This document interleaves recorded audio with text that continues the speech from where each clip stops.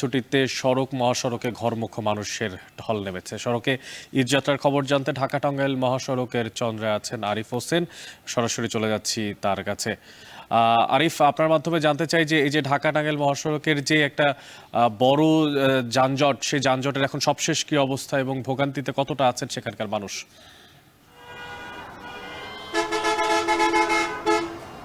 অনেক সেই যানজটটা কিছুটা হলেও কমে এসেছে, কারণ পুলিশের একটি অভিনব পদ্ধতি। সে দুই দিকের পথ, অর্থাৎ রং রুট যাওয়ার পথ এবং আসার পথ, দুটি পথই খুলে দিয়েছে ঢাকা থেকে যাওয়ার জন্য।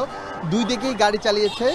সুতরাং সখীপুর থেকে চন্দ্রার যেই যানজটটি ছিল, এছাড়া চন্দ্রা থেকে এলেঙ্গা পর্যন্ত, কিন্তু সখীপুর থেকে চন্দ্রা পর্যন্ত এই যানজটটি কিছুটা কমে এসছে। তবে চন্দ্রা থেকে এলেঙ্গা পর্যন্ত যেই যানজটটি, সেটি কিন্তু এখন পর্যন্ত কমেনি। আমরা যদি আপনাদেরকে একটু বাইরের দিকের রাস্তাটি একটু দেখাই, তাহলে আপনি বুঝতে পারবেন যে যানজটের তীব্রতা এখনও কতটুকু। এবং মোটামুটি বলা যায় যে রাস্তায় স্টাক হয়েই দাঁড়িয়ে আছে গাড়ি। এছাড়া আশপাশের যে মানুষজন, তাদের সাথে আমরা কথা বলেছিলাম, তারা বলছেন অতিরিক্ত ভাড়া নেওয়ার যেমন অভিযোগ, তেমনি গাড়ির স্বল্পতা একটি বড় সমস্যা তৈরি করেছে তাদের, যার ফলে যারা বাসের কন্ডাক্টর রয়েছেন, মালিক রয়েছেন, তারা কিন্তু অতিরিক্ত ভাড়াটি আদায় করছেন এবং তারা একটি খোঁড়া অজুহাত প্রতিবারের মতো এবারও নিয়ে এসছেন। এবং তারা বলছেন যেহেতু গাড়িটি যাত্রী ভর্তি করে যাচ্ছে গন্তব্যে এবং আসার সময় গাড়িটি ফাঁকা থাকবে, সেজন্য তারা অতিরিক্ত বাড়তি ভাড়া নেওয়ার জন্য বাধ্য হচ্ছেন। আপনি দেখতে পাচ্ছেন যে গাড়ি না পেয়ে পর্যাপ্ত অনেক মানুষ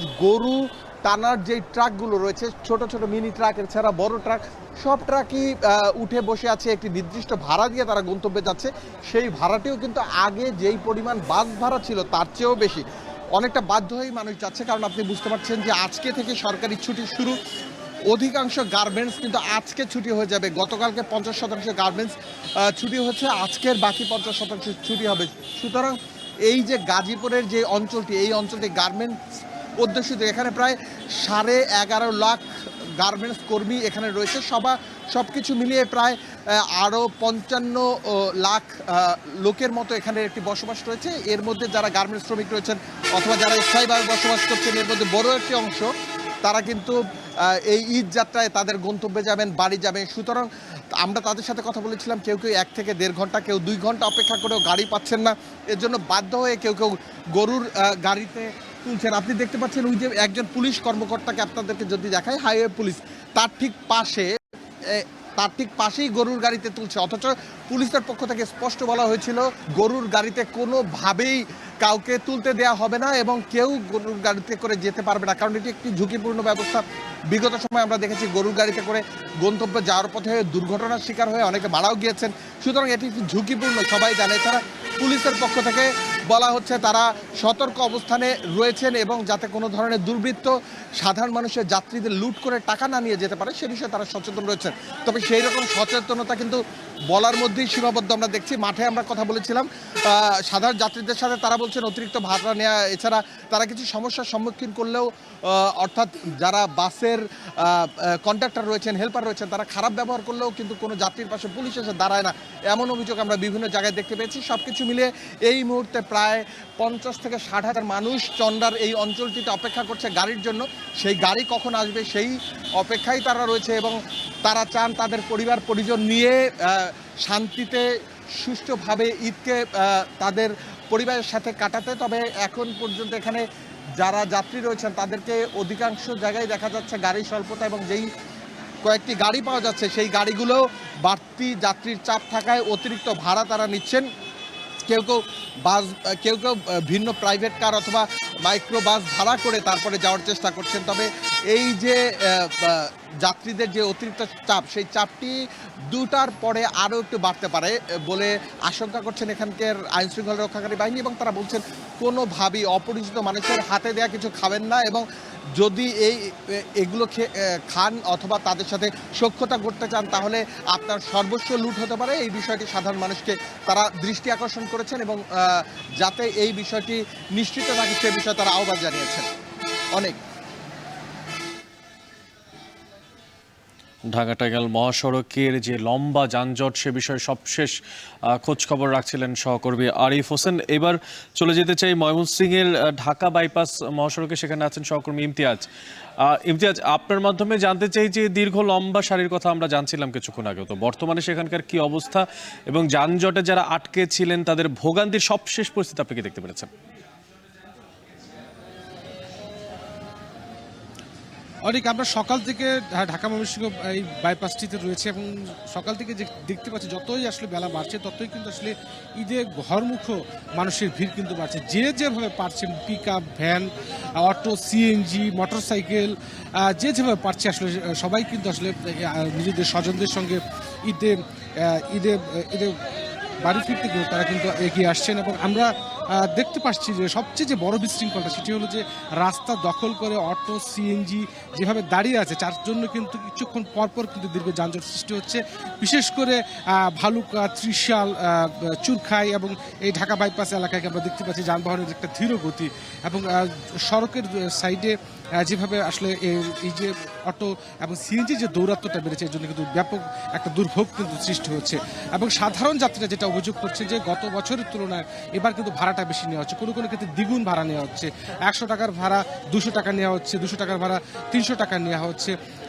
এই ভাড়ার বেশি ভাড়ার একটা অভিযোগ রয়েছে। আমরা দেখতে পাচ্ছি সকাল থেকে পুলিশ, র্যাব, সেই সাথে এপিবিএন থেকে শুরু করে অন্যান্য যে আইন শৃঙ্খলা বাহিনী রয়েছে, সেনাবাহিনীর সদস্যরাও তারা কিন্তু ঢাকা ময়মনসিংহ মহাসড়কের বিভিন্ন গুরুত্বপূর্ণ পয়েন্টগুলোতে সড়কের শৃঙ্খলা ফেরাতে তারা কিন্তু কাজ করে যাচ্ছেন। আমরা দেখতে পাচ্ছি যে দূরপাল্লার যে গাড়িগুলো রয়েছে সেগুলো কিন্তু দেখতে পাচ্ছি মাঝে মাঝে মাঝখানে দাঁড়িয়ে যাত্রী ওঠানামা করছে এবং অনেক যাত্রী অভিযোগ করছেন যে মাঝখানে তাদেরকে দাঁড়িয়ে নামিয়ে দেওয়ার কারণে, নির্দিষ্ট গন্তব্যে নামিয়ে দেওয়ার আগেই নামিয়ে দেওয়ার কারণে কিন্তু তাদেরকে ভোগান্তিতে পড়তে হচ্ছে। এবং বিভিন্ন সময় মাঝখানে অতর্কিতভাবে দাঁড়িয়ে যাচ্ছে, ছোট ছোট ছোট ছোট যানজট সৃষ্টি হচ্ছে।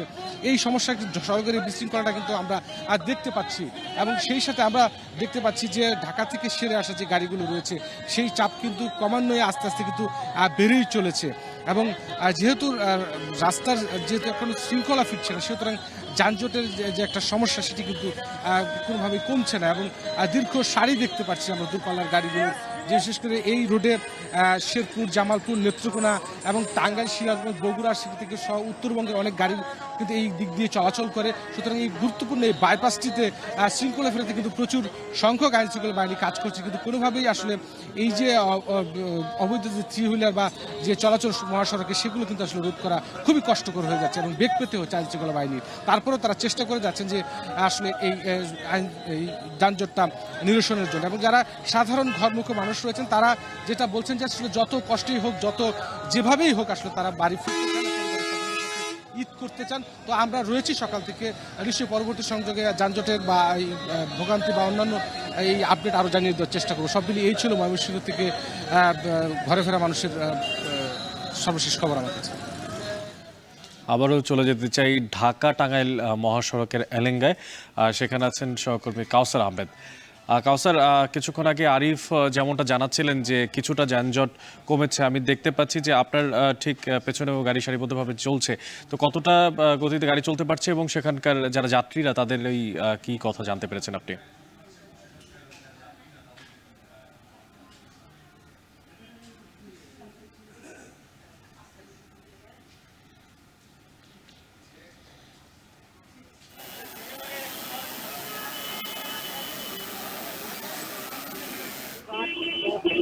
যাচ্ছিলেন তাদের তরফ যমুনার সেতু যে সড়কটি আমার সামনে প্রায় 14 কিলোমিটার এলাকায়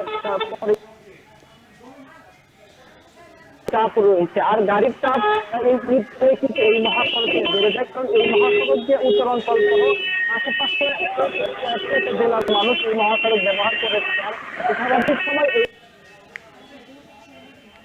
হাজার যানবাহন পারাপার হলে ঈদকে কেন্দ্র করে এর সংখ্যা বেড়ে যায় প্রায় 3 গুণ।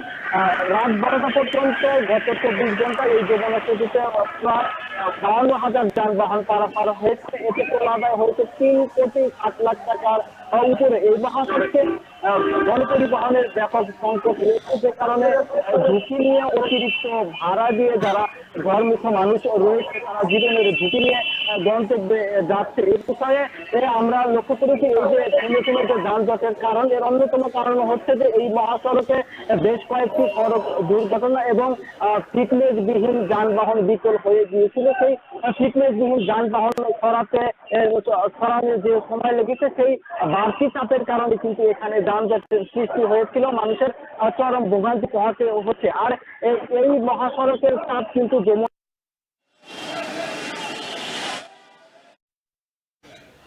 এবার চলে যেতে চাই রাজধানীর সায়দাবাদ এলাকায় আছেন সহকর্মী জাওয়াদ মাহমুদ। জাওয়াদ, আপনার মাধ্যমে জানতে চাই, বৃষ্টি খরা সবকিছু মিলিয়ে আবার হুট করেই যারা যাচ্ছেন এত একটা লম্বা ছুটিতে তাদের প্রস্তুতিও নিশ্চয়ই অনেক ভারী। তো জানতে চাই আপনার মাধ্যমে তাদের এই যে যাত্রাপথ, সেই যাত্রাপথটা কতটা সহজ হচ্ছে, নাকি তারা এখনো সন্তুষ্ট হচ্ছে না? কি তথ্য আছে আপনার কাছে?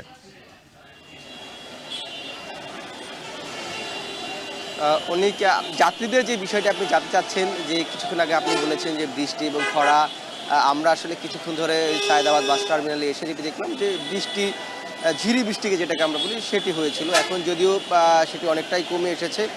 তো এই বৃষ্টি বিড়ম্বনায় যাত্রীদের কিছুটা পড়তে হয়েছে, এবং শুধু বিড়ম্বনায় নয়, যাত্রীদের ভাড়া নিয়েও কিছু কিছু যাত্রীর এই বিড়ম্বনার কথা বলছেন। তারা অভিযোগ করছেন যে সাধারণত যে ভাড়া তার চেয়ে কিছুটা ভাড়া বেশি নেওয়া হচ্ছে। আবার কিছু কিছু যাত্রী বলছেন যে সেটিকে তারা ছাড় হিসাবে দেখছেন, যে ঈদের সময় বকশিস হিসাবে নিচ্ছেন।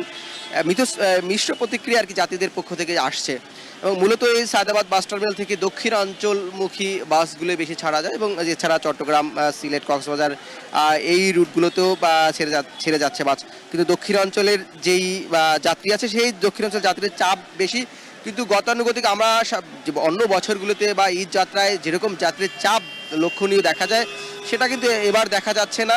এবং যারাও অপেক্ষা করছে, যারা অগ্রিম টিকিট কাটতে পারেনি বা পাননি, তাদেরকেও এই কাউন্টারগুলো থেকে আশ্বস্ত করা হচ্ছে যে তাদের যে বাস রোটেশন, অর্থাৎ বাসগুলো যে গিয়ে আবার ফিরে আসবে বা তাদের রিজার্ভ বাস ব্যবস্থা থাকে, সেগুলোতে তাদের যাওয়ার ব্যবস্থা করা হবে। তাদের 1 ঘন্টা 2 ঘন্টা বা ক্ষেত্রবিশেষ 3-4 ঘন্টা তাদের অপেক্ষা করতে বলা হচ্ছে। এবং যাত্রীরা মূলত টিকিটগুলোতে কাউন্টারগুলো ঘুরে ঘুরে দেখছেন যে কোনোতে টিকিট পাওয়া যাচ্ছে কিনা। আমরা এটাও দেখেছি কিছু লোকাল বাস, অর্থাৎ যেগুলো এই যে আন্তঃজেলা বাস নয় বা এই শহরের মধ্যে চলাচল করে, এমন কিছু বাসও কিন্তু এখান থেকে ছেড়ে যাচ্ছে। সেগুলোতেও টিকিটের দাম নিয়ে যাত্রীদের অভিযোগ যেমন আছে, বা তাদের একটি স্বস্তির জায়গাও আছে। সামগ্রিকভাবে তাদের স্বস্তির জায়গাটাই বেশি দেখা যাচ্ছে, এবং তারা তুলনা করছেন বিগত বছরগুলোর যাত্রার সাথে এবারের ঈদ যাত্রার সাথে। যখন তাদের জানতে চাওয়া হচ্ছে, তারা সেই বিষয়টিকে বলছেন বিগত বছরগুলোর চেয়ে এবার তারা যেমন ঈদ যাত্রায় স্বাচ্ছন্দ্য বোধ করেছেন, এবং এই যেহেতু ঈদুল আজহার এই যাত্রায় সেখানে তাদের একটি স্বাচ্ছন্দ্যের জায়গা আছে। এবং এই সায়দাবাদ এলাকার বিষয় যদি ছোট্ট আরেকটু করে বলি, যেহেতু এখানে ইজি বাইক চলে এবং ব্যাটারি চালিত রিক্সা চলে, যার ফলে এই এলাকায় বাসের চেয়েও এই রিক্সাগুলোর কারণে একটু যানজটের যে মাত্রা, সেটি বেশি দেখা যাচ্ছে। এই ছিল সায়দাবাদ বাস টার্মিনাল থেকে ঈদ যাত্রার সবশেষ।